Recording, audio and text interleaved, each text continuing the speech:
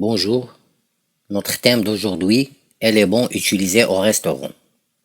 Dans cette première partie, nous allons voir qu'est-ce qu'un bon, quel est son intérêt et quel est son circuit. Ensuite, nous allons voir quels sont ses éléments composants, quelles sont ses règles de rédaction et aussi comment procéder par un système informatisé pour son enregistrement, son lancement et son suivi. Et à la fin, nous allons traiter toute l'opération d'encaissement.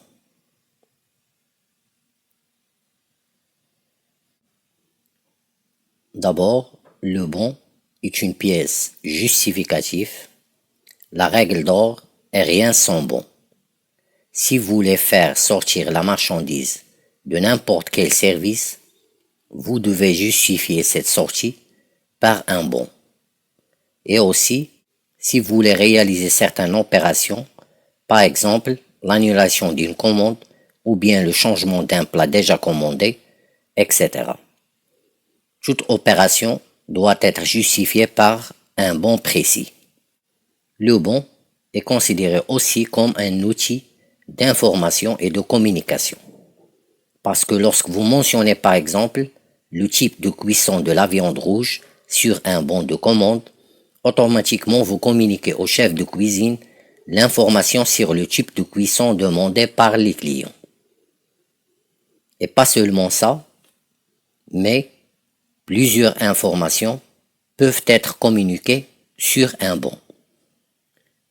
Le bon n'est pas seulement un moyen de contrôle, mais son intérêt principal est de rédiger la commande des clients et d'assurer le bon fonctionnement du service restauration. Le plus couramment utilisé est le carnet de bons triplicata. Cependant, le bon est rédigé en triple exemplaire. Vous avez l'original, le double et le triple. L'original est destiné au service distributeur de produits ou bien de la marchandise, ce service qui peut être la cuisine, la pâtisserie, la cave du jour, la caféterie, etc. Le double est destiné à la caisse, il sert de base au caissier pour établir l'addition ou bien la note. Et le triple reste comme un aide-mémoire pour le chef de rang afin d'assurer le suivi des tables sur son rang. À chaque clôture de journée, les bons originaux et les bons doubles sont transférés vers le service Control F&B. F&B est l'acronyme de Food and Beverage en anglais, qui veut dire nourriture et boisson en français. Ce service reçoit ces bons et commence l'opération de mariage des bons. Cette opération consiste à comparer chaque bon original avec son double, afin de s'assurer qu'il n'y a aucune falsification. Maintenant, on passe pour déterminer les éléments figurant sur le bon. Le premier élément est le nom. Souvent, on trouve le nom de point de vente, surtout lorsqu'il s'agit d'un hôtel, et comme vous savez, dans le même hôtel, on peut avoir plusieurs points de vente. Ce nom figurant dans le bon permet de les différencier. Ensuite, vous avez le numéro de série. Ce numéro est très important puisqu'il permet d'identifier le propriétaire du carnet de bons. Le service contrôle F&B enregistre les numéros de série des carnets de bons avant de les distribuer. Par exemple, un carnet de bons qui commence son numéro de série par le chiffre 200 115 et se termine par 200 300 sera distribué au chef de rang 1. Un deuxième carnet de bons avec un numéro de série qui commence par 200 301 et termine par 200 500 sera distribué au chef de rang numéro 2, etc. Et en cas d'anomalie, Lors du contrôle d'un bon, il sera facile d'identifier son éditeur. Le fait de connaître l'éditeur d'un bon n'est pas seulement pour déceler les anomalies, mais cette information peut être utile pour déterminer le chiffre d'affaires réalisé par chaque chef de rang. Ensuite, vous avez le numéro de table qui permet d'effectuer un suivi individuel pour chaque table. Ça veut dire qu'il permet d'établir la note par numéro de table et aussi suivre l'envoi des plats par numéro de table. Et aussi, vous avez le nombre de couverts qui veut dire le nombre de clients assis sur la table en question. Cette information permet de comptabiliser le nombre de clients reçus au restaurant, c'est-à-dire le taux de fréquentation. Et vous avez aussi la date qui permet un classement selon la journée. Et à la fin, vous avez la signature qui permet d'identifier l'éditeur du bon. Maintenant, on passe à un exemple de prise de commande pour voir les règles de rédaction du bon. D'abord, il faut être vigilant lors de la rédaction car le bon ne doit pas avoir des ratures. Prenons l'exemple suivant. Supposons que vous avez 2 clients à la table 6. Le premier client demande à l'entrée omelette espagnole et comme suite steak frites bien cuit. Et le deuxième client demande comme entrée tomate mozzarella et comme suite steak frites avec le degré de cuisson à point. D'abord, vous allez mettre le numéro de table 6, ensuite le nombre de couverts 2 et vous écrivez une omelette espagnole et une tomate mozzarella. Et vous tracez l'élément de séparation. Cet élément montre la chronologie des plats. Et après, vous écrivez 2 steaks frites avec ces types de cuisson, un bien cuit plus un autre à point. Et vous fermez votre bon pour bien le sécuriser. Remarquez que tous les chiffres transcrits comportent un 0 à la gauche. C'est toujours question de sécurité. Par la suite, vous mentionnez en haut la nature du bon. Donc il s'agit d'un bon de commande pour un service de déjeuner. Et en bas, vous mettez la date du jour et la signature. Et rappelez-vous que tous ces éléments de rédaction sont très importants. Si par exemple vous n'avez pas mis l'élément de séparation, le chef de cuisine considère que tous ces plats doivent être sortis à la salle de restaurant en même temps. Donc vous devez se méfier lors de la rédaction des bons.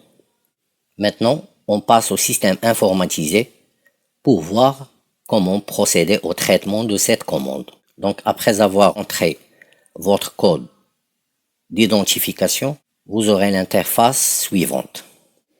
Cliquez sur Table pour avoir le plan de la salle. Ensuite, choisissez la table. Vous voyez ici à droite, vous avez la table 6. Ici en bas, vous allez cliquer sur Ouvrir pour choisir le nombre de couverts qui est 2 et valider par OK.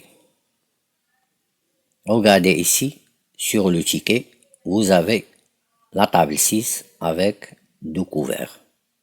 Ensuite, sur la partie gauche, vous avez des boutons et chaque bouton représente l'ensemble des produits offerts regroupés selon la gamme ou bien la nature. Revenez sur le bouton des entrées, vous aurez l'ensemble des entrées. Ensuite, cliquez une seule fois sur omelette espagnole. Ensuite, cliquez aussi une seule fois sur tomate mozzarella pour avoir sur la quantité une seule omelette espagnole et une seule tomate mozzarella. Maintenant, cliquez sur le bouton à suivre pour indiquer la chronologie des plats. Ensuite, cliquez sur le bouton plat pour avoir l'ensemble des plats de résistance. Choisissez steak frites avec le type de cuisson bien cuit Et vous avez aussi la possibilité de choisir la sauce. Cliquez sur OK pour valider votre choix. Vous avez sur le ticket un steak frites bien cuit avec la sauce béarnaise. Cliquez une autre fois sur steak frites avec le type de cuisson à point. Choisissez la sauce qui peut être payante. Comme vous voyez, le système informatisé offre plusieurs possibilités. Parfois même, vous pouvez avoir plusieurs choix de garniture, etc. Maintenant, après avoir terminé l'opération de l'enregistrement du bon, il va falloir marcher ce bon de commande qui va être destiné à la cuisine. Cliquez sur le bouton Fabrication pour faire marcher les entrées.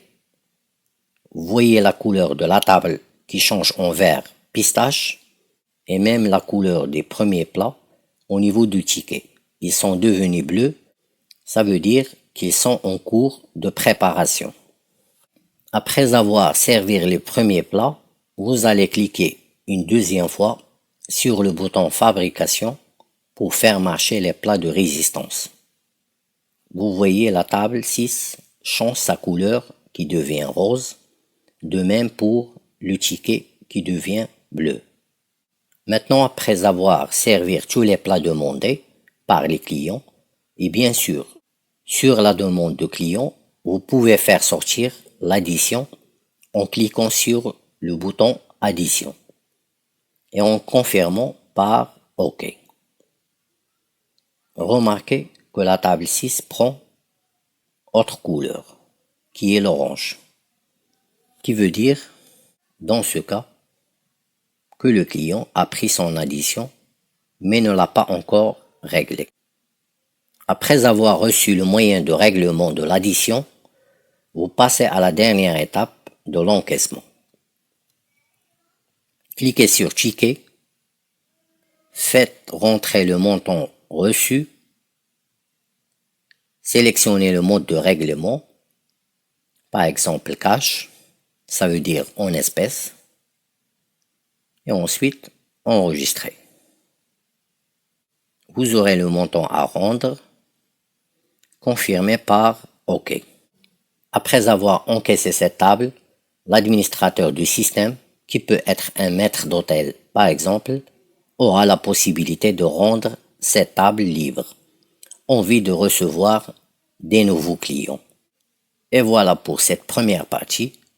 Je vous offre rendez-vous pour une deuxième partie sur laquelle nous envisagerons le traitement des autres types de bons. Et sur ce, je vous souhaite bonne journée et à la prochaine.